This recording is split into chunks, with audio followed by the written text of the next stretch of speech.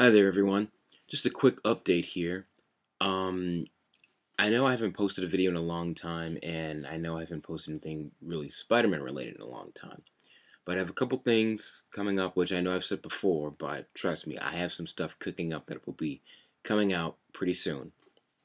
Um, just wanted to say, in terms of the trailer advertising the Evil Dead artwork that I'm working on, some of the artwork is being put on hold because I have a couple of other things I need to work on right now.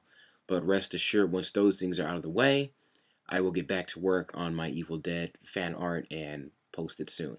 I have at least one piece of Evil Dead fan art completed that I will show in this video, and I'll probably put a link to it in the description below or something like that. Speaking of Evil Dead, I got a chance to see an advance free screening a couple of days ago, and let me just say, man, was it awesome. Like, I highly recommend going to see this film. And it does have a Spider-Man connection, because the original Evil Dead trilogy was created by Sam Raimi, and Sam Raimi did the original Spider-Man movie trilogy, so there's your connection between the two.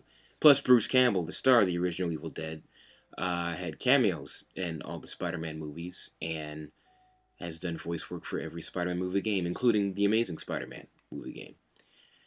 Um, as a hardcore fan of the original Evil Dead franchise, I gotta say I was really impressed with this. I don't want to call it a remake. I want to call it more like a rebirth, reimagining, or a reanimation of the franchise. And I thought it was fantastic. A whole bunch of visual and audio references to the original film, from literally from start to finish. Like, I kid you not, from the moment the movie starts to the moment the movie ends, references to the original film, which I absolutely loved. I'm not going to give anything away, but if you've seen the original film and you really like it, and if you like Evil Dead 2 and Army of Darkness, there's something in it for everyone. It'll most likely be pleasing to those who enjoyed the original film, and maybe Evil Dead 2 more so than Army of Darkness, because Evil Dead was a straight horror film, and as the series went on, it got a little goofier. And this is essentially Sam Raimi and Rob Tapert and Bruce Campbell remaking the first film the way they want it to be, vicariously through, Fede Alvarez and everybody else that was involved with the new film, which I thought was just awesome. I cannot stress how amazing this movie was to me. And I don't want to hype it up too much, but I really enjoyed it, and I highly recommend it. I'm going to see it again tonight, and I might even see it again tomorrow. I'm not sure, but I plan on seeing this as many times as I can in theaters, and I'm already eagerly awaiting the release of the film on Blu-ray and DVD, and eagerly awaiting the sequel and the multiple sequels that they announced they have planned.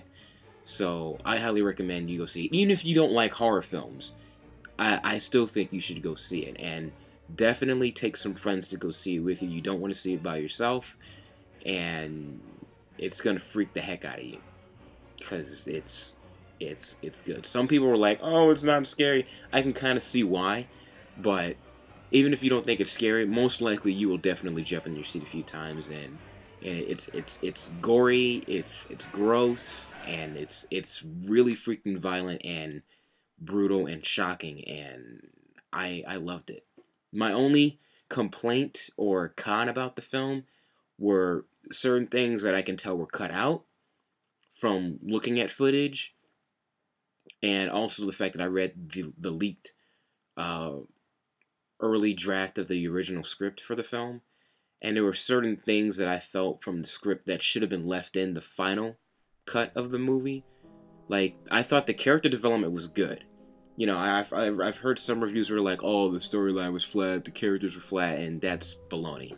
Because the storyline and the character development is actually deeper than the original film. Like, they actually have a reason for going to the cabin, and you kind of get to know the characters a little bit more and their interaction with one another. Um, the only thing is, like, some of the issues people had with the characters, I can only agree with to an extent because I read the script, so I know a little bit more going into it. But some of the stuff that they had for the characters in the original script, I felt should have been left in because it would have made it more enjoyable for other audience members who wanted a little bit more from the characters and from the story. But here's hoping, when it's released on Blu-ray, that there's an extended cut that has more of what was, not in the theatrical version kept in.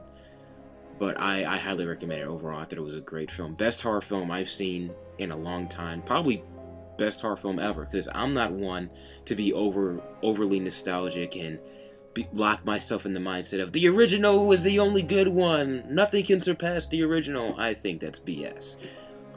And that said, like I said, I'm a hardcore fan of the original, but I'm sorry, original is now second place to the new one. The new one, in my opinion, is better. And honestly, since Sam Raimi wanted this movie to be made, if it couldn't surpass the original, why make it in the first place? So, with that said, I thought it was good. Best horror film ever. Go see it. It was groovy.